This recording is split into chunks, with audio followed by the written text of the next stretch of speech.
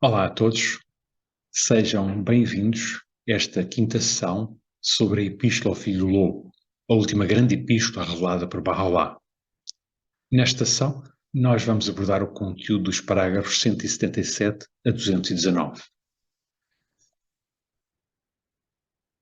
Como eu disse na sessão anterior, nós podemos olhar para a Epístola do Filho do Lobo como um final triunfante da revelação de Bahá'u'lláh. Não é uma despedida triste, é uma despedida apoteótica. É uma despedida onde vão ecoar temas que foram revelados ao longo de 40 anos da revelação. E é como se aqui nós voltássemos a ouvir alguns ritmos e algumas melodias que já tínhamos escutado anteriormente. Podemos também comparar esta epístola com a última aula de um professor, onde é feito um resumo de toda a matéria lecionada. A Epístola ao Filho do Lobo pode, de certa forma, ser vista como um resumo da revelação de Bahá'u'lláh. E nas páginas desta epístola, Bahá'u'lláh reafirma a sua identidade como manifestante de Deus, proclama a origem divina da sua revelação, vai descrever episódios marcantes da sua vida, reafirma os seus ensinamentos e as suas doutrinas básicas e revela textos que já tinha revelado anteriormente, como se incluísse aqui uma antologia das suas próprias escrituras. Então, o que é que temos nestes parágrafos 177 a 219? Este conjunto de parágrafos da Epístola ao Filho do Lobo inicia-se com uma lamentação de Bahá'u'lláh, em que ele nos diz: em todo o lado pode-se discernir a chama da opressão e da tirania. Em Teherão houve crentes que foram presos, em Constantinopla e noutros locais foram acusados de roubo e de furto e rapidamente se tornaram alvo de declarações caluniosas. E Bahá'u'lláh compara e contrasta o comportamento e as intenções dos Bahá'ís, que ele refere como os nossos bem-amados, com o comportamento e as intenções daqueles que os tentavam perseguir e exterminar. E apesar destas dificuldades que cercam Bahá'u'lláh e os seus seguidores, ele afirma que tudo o que ocorre no caminho de Deus não é senão glória manifesta e realização suprema, pois o sofrimento é um meio pelo qual os verdadeiros amantes de Deus são reconhecidos e a sua posição revelada. Sofrimento, entenda-se aqui, sofrimento que ocorre devido à perseguição religiosa. Bahá'u'lláh coloca uma questão para o Sheikh pensar. Ele diz o seguinte: por que é que a seita xiita, que se considerava como a mais erudita, a mais justa, a mais piedosa de todos os povos do mundo, se afastou no dia da sua revelação e tem mostrado uma crueldade como nunca se experimentou? Apesar do facto dos teólogos terem sido repetidamente chamados para obter uma porção do oceano da palavra daquele que é o desejo do mundo. A palavra seita foi aqui escolhida por Shoghi Effendi na sua tradução para inglês e estamos aqui assim, está-se aqui no texto a identificar o ramo xiita do Islã. Um ramo que se considerava o mais erudito, o mais puro, o mais piedoso, enfim, estava acima dos outros. E, no entanto, foram os primeiros a rejeitar Bahá'u'lláh. Isto, apesar dos seus teólogos, dos seus sábios, lhes ter sido anunciado esta nova revelação. Eles foram os primeiros a recusá-lo. Bahá'u'lláh vai dizer isso mesmo ao Sheikh. Ele vai lembrar-lhe que em muitas das suas epístolas ele exortou os teólogos xiitas, os sacerdotes xiitas, a reconhecerem a sua posição. Não o fizeram.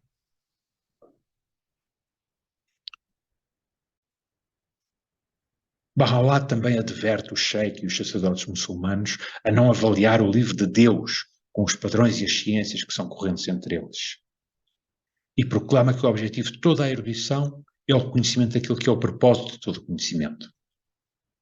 Isto é, Bahá'u'lláh afirma que o propósito último de todo o conhecimento é o reconhecimento do manifestante de Deus. E, neste aspecto, o conhecimento daqueles sacerdotes muçulmanos era um conhecimento que estava falho, porque eles não tinham reconhecido o novo manifestante. Baha'u'lláh apresenta ainda mais provas da validade da sua posição, da sua condição de manifestante de Deus. Ele diz que não entrou em nenhuma escola, não leu quaisquer dissertações académicas e, no entanto, não há ninguém que o possa igualar em perspicácia ou visão. Porque foi através dele, Baha'u'lláh, que todas as coisas ocultas foram reveladas.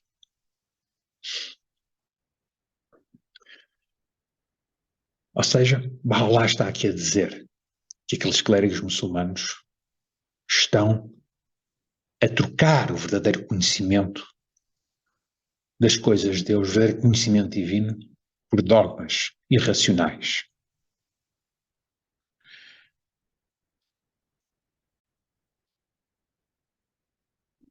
Ao longo da Epístola ao Filho do Lobo, nós encontramos várias referências ao livro da certeza, ao Kitab i-Khan, que tinha sido revelado em 1861 em Bagdade.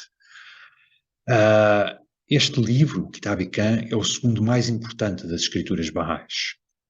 É um trabalho de exegese, isto é, de interpretação e explicação do conteúdo dos textos sagrados, onde Baha'u'lláh vai interpretar e expor o significado daquelas passagens pouco claras, quer da Bíblia, quer do Alcorão. Estamos a falar das parábolas, daquelas passagens onde se usa linguagem figurada e onde são descritas visões apocalípticas. Baha'u'lláh, na sua exegese, na sua interpretação do texto do passado, ele vai dar uma base racional à escatologia, isto é, a todas aquelas ideias e conceitos que são apresentados nos textos sagrados do passado sobre o que se chama os tempos do fim. E este livro tornou-se a base doutrinária da fé Bahá'í. Um livro em que Baha'u'lláh apresenta a religião como um fenómeno global que acompanha a história da humanidade. Isto é, a revelação divina não está limitada a um determinado período de tempo ou uma qualquer área geográfica. A revelação divina acompanha a história da humanidade. E Deus tem enviado mensageiros divinos com ensinamentos adequados às necessidades e à maturidade de diferentes povos em diferentes momentos da sua existência. É isto que Baha'u'lláh nos apresenta no Livro da Certeza.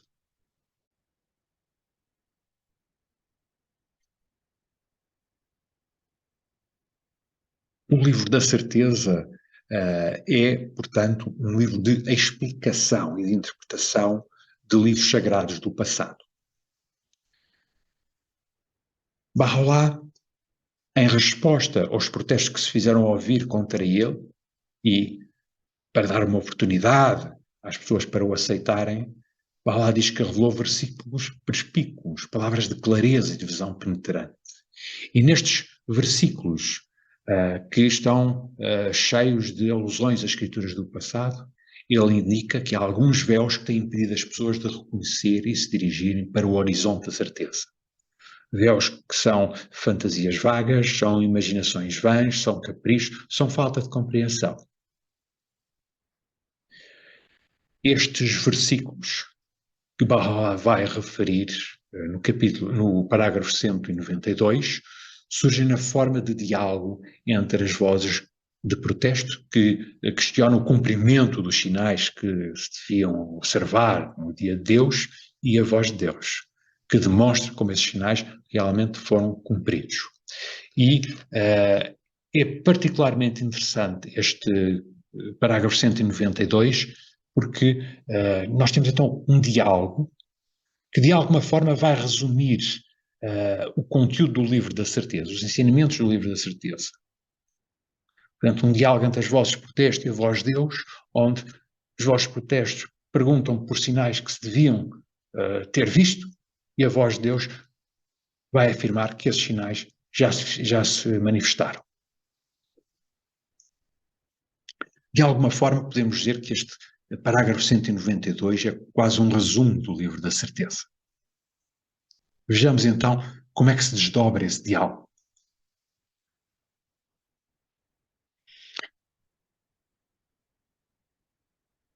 As vozes de protesto questionam. Foram enviados os versículos? E Bahá'u'lláh diz, sim, por aquele que é o Senhor dos céus. Chegou a hora?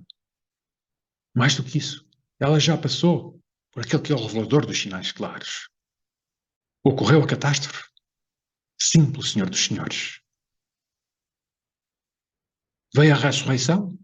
Mais do que isso, aquele que é o subsistente por si próprio apareceu com o reino dos seus sinais. Vês os homens caídos? Sim, pelo meu Senhor, o Excelso Altíssimo. Foram arrancados os troncos das árvores? Sim, e ainda mais. As montanhas desfizeram-se em pó. Onde está o paraíso e onde está o inferno? Um é a reunião comigo, o outro o teu próprio ser. Ó tu que crias parceiros para Deus, ó tu que duvidas.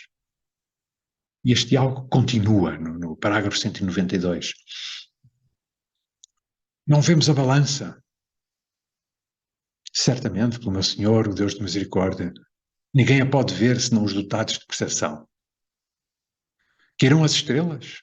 Sim, quando aquele que subsiste por si próprio habitava na terra do mistério, Adrianópolis.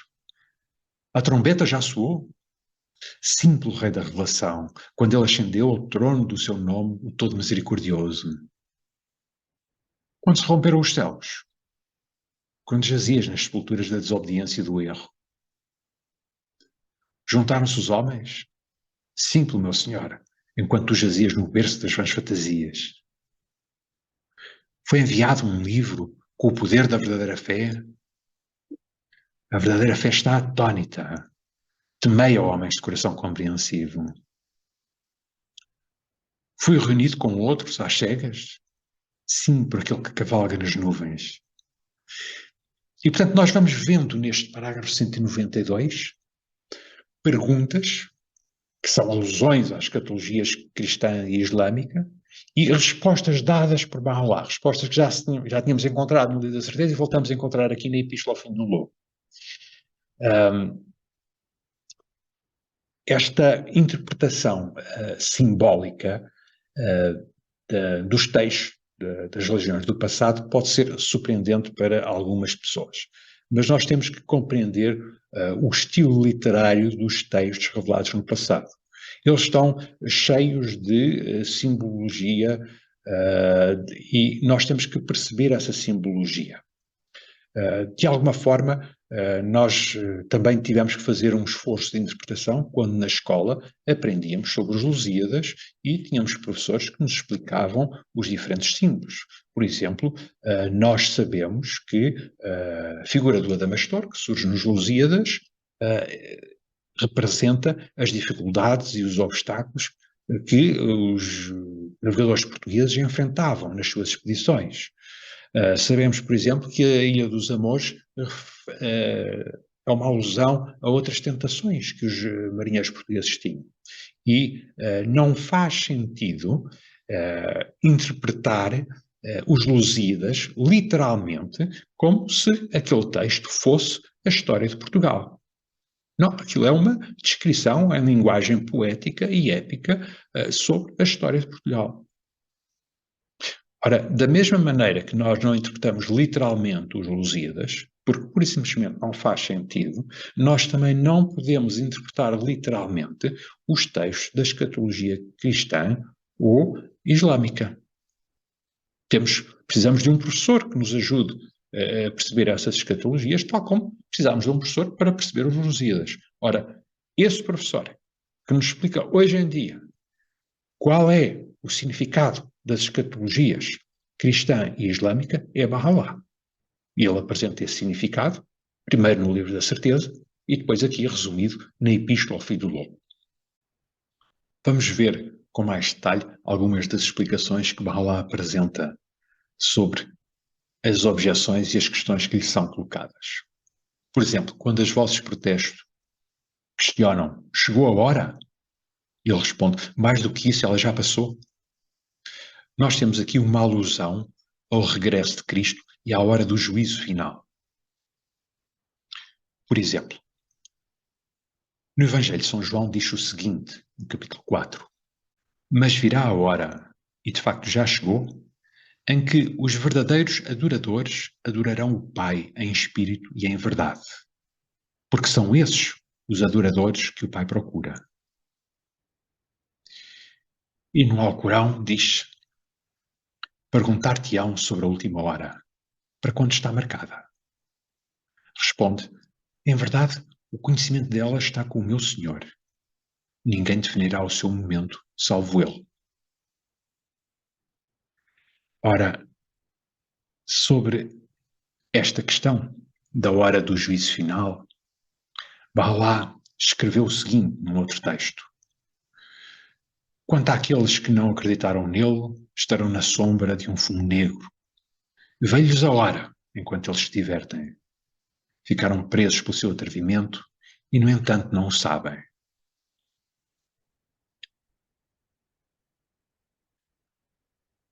Portanto, a hora do juízo final, é a hora em que surge um novo manifestante de Deus.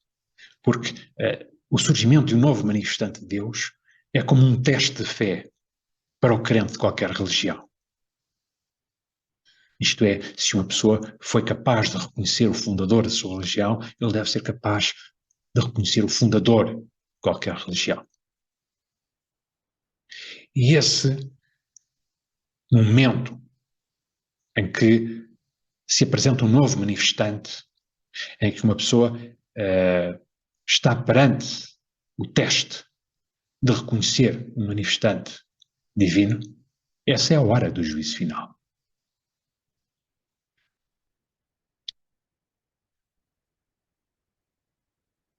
Depois, o tema do toque de trombeta, que se fará ouvir no dia do juízo final. Na Bíblia e no Alcorão, este toque de trombeta está associado ao despertar, ao chamamento para uma nova revelação divina. Na primeira epístola aos Coríntios está escrito o seguinte: eis que vos digo um mistério.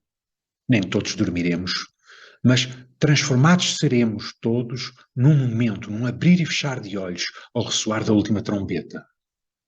A trombeta soará, os mortos ressuscitarão incorruptíveis e nós seremos transformados.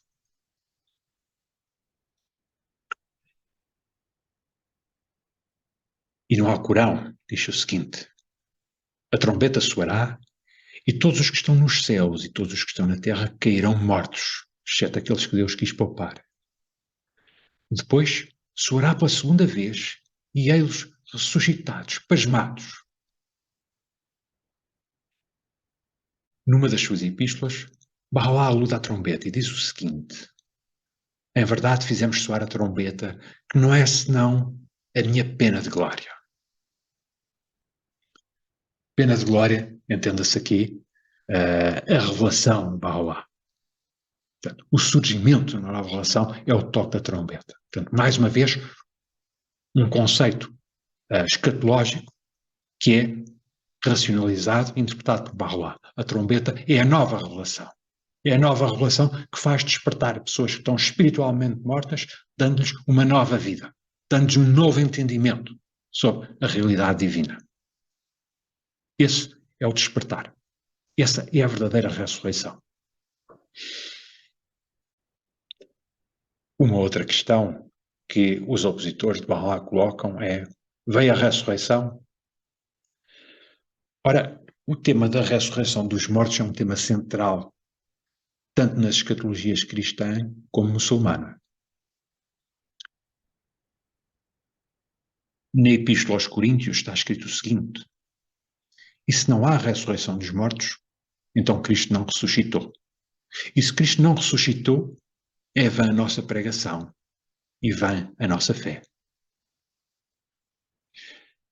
E no Alcorão diz-se: toda alma aprovará a morte, e vós recebereis a vossa plena recompensa no dia da ressurreição. Bahá'u'lláh interpreta este conceito de ressurreição como um despertar espiritual. Ele diz o seguinte,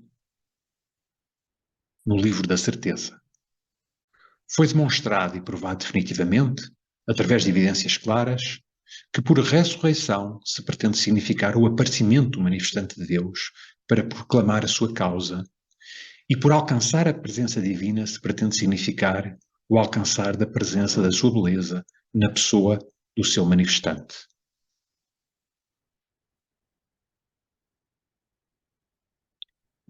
Portanto, ressurreição como significando o despertar espiritual das pessoas ao reconhecerem um novo manifestante de Deus.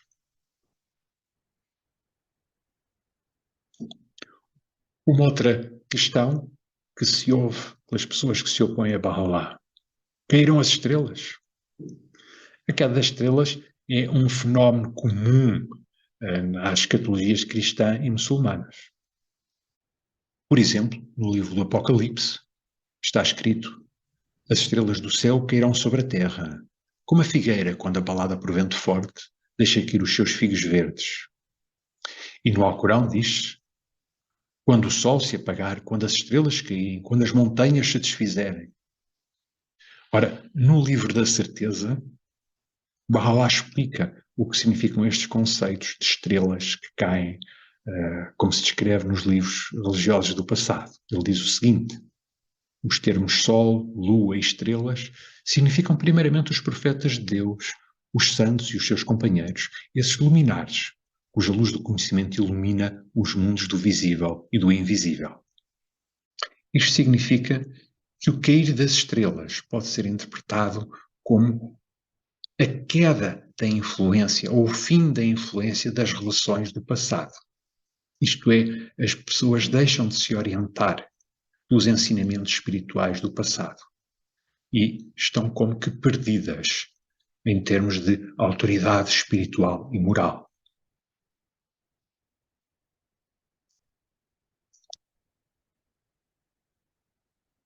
Depois, o texto da Epístola ao Filho do Lobo dirige a atenção para os Bahá'ís, e que Bahá'u'lláh se refere como os seus bem-amados. Bahá'u'lláh aconselha-os a temer a Deus, a adornarem-se com a fidedignidade e a devoção, com atos bondosos e um caráter louvável, e proíbe-os de dissensão e de conflito. E, portanto, temos aqui uma ênfase em conceitos éticos e morais. Bahá'u'lláh também descreve a posição e o valor da idoneidade como o mais grandioso ornamento do povo de Bahá e como um instrumento supremo para a prosperidade do mundo. É, de certa forma, nestas palavras aqui, como se a idoneidade fizesse parte da identidade de um Bahá'í.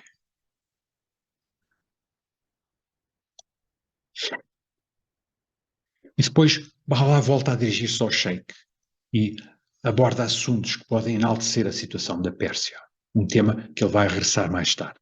Mas o tema central das palavras de Bahá'u'lláh nestes parágrafos que estamos a ver hoje é o convite ao Sheikh para a conversão. E Bahá'u'lláh faz esse convite usando palavras como procurar as margens do mais grandioso oceano para entrar no oceano da unidade de Deus e dar ouvidos àquilo que a língua da força e poder disse nos livros de Deus.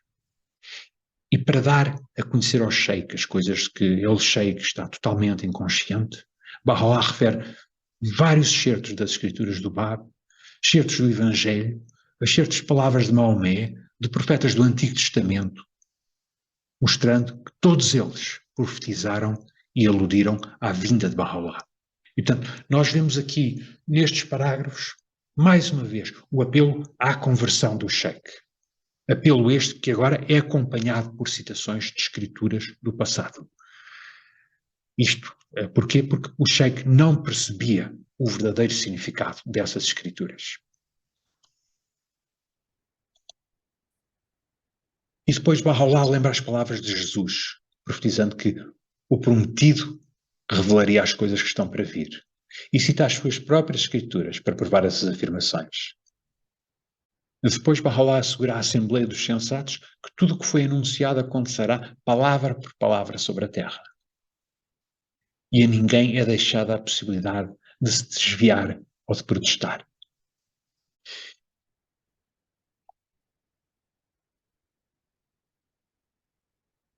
E voltando à imagem do oceano que ele usou no início destes parágrafos que estamos a ver hoje, Bahá'u'lláh pede a Deus que não impeça os seus servos de voltar a face para a luz da certeza, nem os prive do oceano dos seus sinais, que pegue nas mãos daqueles que se afogaram no mar das suas vãs fantasias e os liberte através do seu poder e soberania. E é recorrente nas escrituras de Bahá'u'lláh esta metáfora do oceano como uma fonte de revelação. A palavra oceano na Epístola ao Filho do Lobo surge 27 vezes, sempre com sentido metafórico. Porque é oceano? Pela sua imensidão. Porque foi nos oceanos que surgiu a vida. Então Bahá'u'lláh também apresenta a sua revelação como uma fonte de vida espiritual para toda a humanidade. E a força desta metáfora.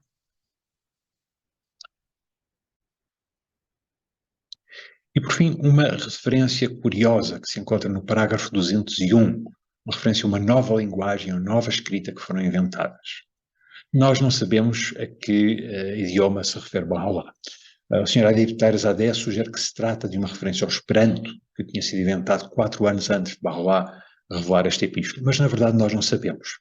E a Casa Universal de Justiça diz o seguinte, numa carta de 2001, a sua necessidade de uma língua auxiliar internacional é agora reconhecida por todas as partes, conforme refletem as circunstâncias que levaram as Nações Unidas e muitas das comunidades não governamentais a adotar várias línguas oficiais. Até que seja tomada uma decisão, por acordo internacional, os efeitos de progressos alcançados, como a internet, o controle do tráfego aéreo, o desenvolvimento de vários tipos de vocabulários técnicos, a própria educação universal, tem tornado possível, em certa medida, que a língua inglesa preenchesse o vazio. E, portanto, estas são as explicações possíveis que nós temos sobre o que pode vir a ser uma língua auxiliar internacional. Olhando para o conteúdo destes parágrafos, segundo a metodologia do Sr. Aberdumbar, nós podemos dizer que temos no parágrafo 177 advertências, onde surge um desafio ao sheik, narrativas, onde é feita a descrição da detenção de vários crentes e de intrigas feitas por inimigos da fé, advertências a teólogos muçulmanos, advertências e conselhos ao sheik e uma epístola, doutrinas com advertências aos mahais, advertências a teólogos e ao shah e também ao sheik, e depois citações das profecias bíblicas sobre a grandeza deste dia e citações onde se diz que o prometido irá revelar as coisas que irão acontecer no futuro. Então, para estudo e reflexão dos temas destes parágrafos, eu proponho um conjunto de questões que podem ser respondidas individualmente ou em grupo. Estas questões estão incluídas no texto que acompanha este vídeo.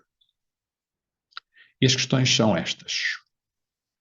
Como é que Bahá'u'lláh descreve o povo de Bahá, isto é, os Bahais? E as respostas estão nos parágrafos 178 a 180, 181 e depois 194 a 195. Por que é que os inimigos de Bahá'u'lláh em Constantinopla divulgaram histórias falsas sobre ele? Segundo Bahá'u'lláh, como é que se reconhecem os verdadeiros amantes de Deus? Que aviso dá Bahá'u'lláh aos dirigentes religiosos sobre o livro de Deus? Qual é o objetivo final de toda a aprendizagem? Quais as dádivas prometidas ao sheik se ele entrar na presença de Bahá'u'lláh? Que barreiras têm impedido o povo de reconhecer Bahá'u'lláh?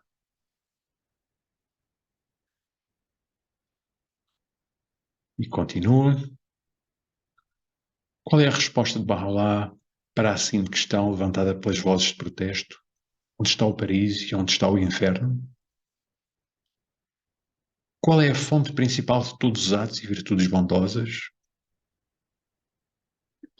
Como podemos escrever a condição da fidedignidade? Quais são os benefícios da adoção de uma língua auxiliar internacional? Como é que o Bab descreve Bahá'u'lláh? Como é que o Bab descreve a sua relação com Bahá'u'lláh? Qual será o futuro do Irão ou de Teherão? Quais das suas próprias profecias são citadas por Bahá'u'lláh?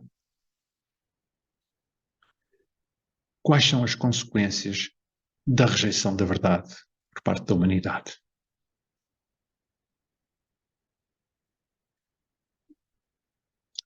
E para reflexão e meditação, deixo esta pequena referência, esta pequena citação do parágrafo 195, e como eixo dessa reflexão e dessa meditação, fica a questão: que impacto é que estes mandamentos têm na vida de cada um de nós?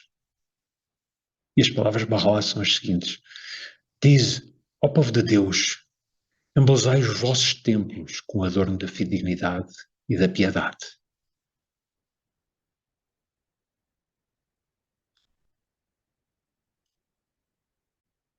E assim nós chegamos ao fim desta quinta sessão sobre a Epístola ao Filho do Lobo.